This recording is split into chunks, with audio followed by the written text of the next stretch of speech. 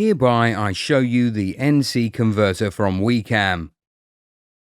In our example, we will convert NC programs from Trumpf to Amada laser machine from HGTECH.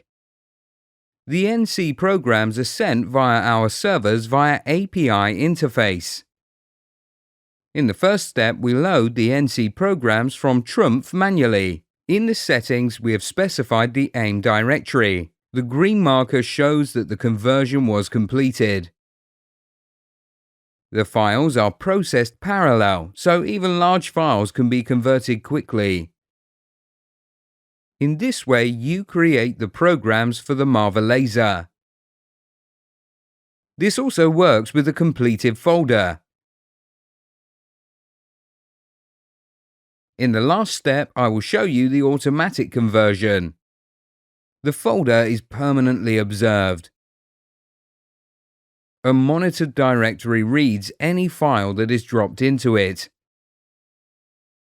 Switch on the Auto function, which automatically removes the NC programs and converts them.